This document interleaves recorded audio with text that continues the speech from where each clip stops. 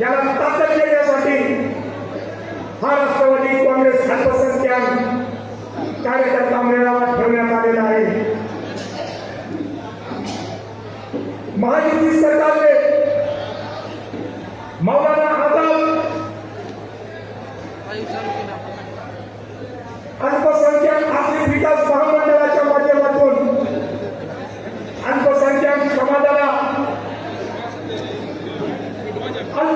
समाजाच्या उच्च शिक्षण घेणाऱ्या विद्यार्थ्यांसाठी 1000 कोटी रुपयाचा बजेट मंजूर करण्याचं काम जर कोणत्या योद्ध्याने केलं असेल तर महाराष्ट्राचे उपमुख्यमंत्री सन्माननीय अजितदादा पवार साहेबांनी केलं आहे। अहमदपूर तालुका मतदारसंघात अनेक आमदार झाले, खासदार झाले, या महाशयांनी अहमदपूरच्या इतर कंपनीवर पाणी काम करण्यासाठी कधीच लक्ष घातलेलं नाही। कार्यकर्ते विनायकराव पाटील साहेब आमदार असताना अहमदपूरच्या इतर कंपनीवर पाणीचा काम करतो म्हणून शब्द दिला होता। त्या शब्दाचं काय झालं? आज अल्पसंख्याक समाजामध्ये नाराजीची चर्चा चालू आहे। बाबासाहेब पाटील साहेब आमदार म्हणून निवडून आल्या सर्वात अगोदर अहमदपूरच्या ईदगाह प्रार्थना स्थळाला जाऊन त्यांनी भेट दिली। त्या ईदगाह प्रार्थना स्थळाला जाऊन त्या ईदगाहच्या जमिनीची त्यांनी चौकशी केली असता, पाणी केले असता ईदगाहच्या काही भागामध्ये घाणीचं साम्राज्य पसरलेलं होतं।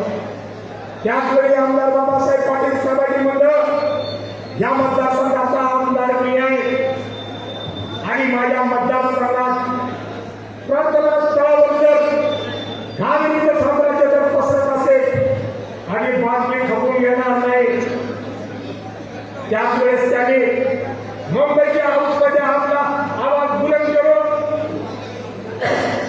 2,10,00,000 बजेट मंजूर करून त्या ईदगाह कंपनीवर काम मोठ्या शाही फाटात त्या कोणत्या योद्धाने केला असेल हे आपण विसरता कामा नये। ज्याचे नाव घेतल्याशिवाय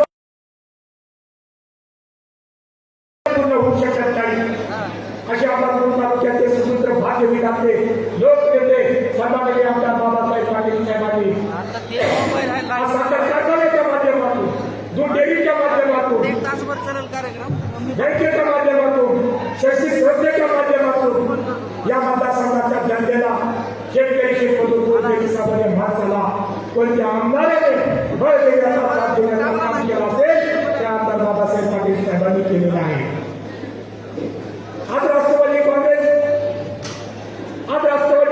म्हणजे 11 जाती धर्माच्या बांधवांसोबत घेऊन चालणारा पक्ष। आज राष्ट्रवादी काँग्रेस म्हणजे शेतकरी शेतमजूर गोरगरीब सामान्य माणसाचा आवाज आहे। आज राष्ट्रवादी काँग्रेस म्हणजे विकास कामाचा दुसरं नाव आहे। राष्ट्रवादी पक्ष राष्ट्रवादी हा पक्ष नव्हे, राष्ट्रवादी एक विचार आहे, एक विचारधारा आहे। राष्ट्रवादी काँग्रेस पक्षाची ताकद आणि आमदार बाबासाहेब पाटील साहेबांची ताकद या मतदारसंघाच्या कानात कोट्यात पोहोचली पाहिजे।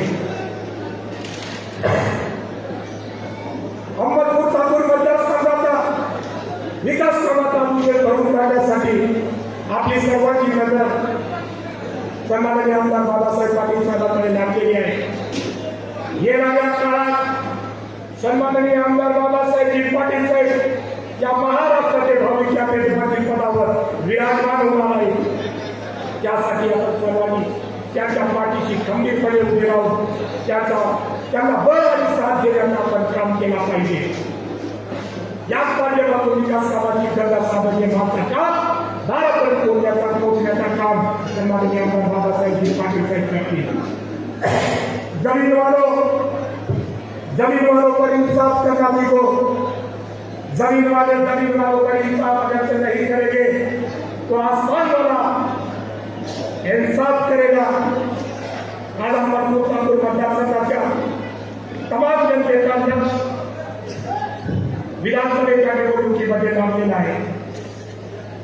येणाऱ्या विधानसभेच्या निवडणुकीला अरे धुरा तर उडणारच आहे। या धुराच्या माध्यमातून या मुंबईच्या मंत्रालयावर राष्ट्रवादी काँग्रेस पक्षाचा झेंडा मोठा ठेवणारे खडके या मतदारसंघाला येथे थांबतो। खूप खूप धन्यवाद। जय हिंद, जय महाराष्ट्र, जय राष्ट्रवादी।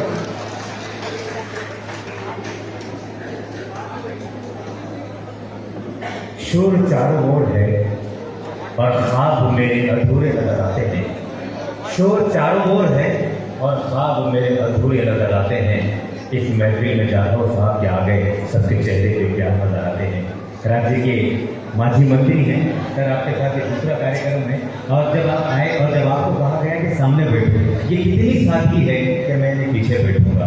कि विकास करने वाला चेहरा जो होता है वो आंखों से ही पहचाना जाता है। मैं मंच पर उपस्थित सामान्य श्री बाला साहेब जाधव जी इस राज्य के माजी मंत्री रह चुके हैं, जिनकी अध्यक्षता में हमने आज ये मुस्लिम मेला रखा है, यानी कि अल्पसंख्यकों के साथ डायरेक्ट संवाद करेंगे, बात करेंगे। क्योंकि हमारे जो आमदार साहब ने जो काम किया है, जो विकास किया है और जो विकास की नदियाँ बही है, उस नदियों की लहरों में हम सबको साथ चलना है। इसी मुद्दे पर हम आज आपके बीच जमा हुए हैं। मैं बड़े आदर के साथ, दिल के साथ, पूरी मोहब्बतों के साथ आपका यहाँ दिल की गहराइयों से इस्तेमाल करता हूँ, आपका स्वागत करता हूँ, आप सबका खैर मकदम करता हूँ, आपको खुशामदीद करता हूँ।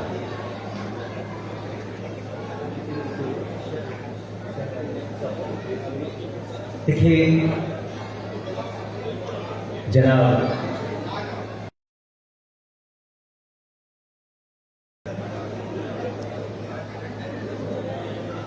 नूर पटेल साहब स्टेज पर आ जाइए।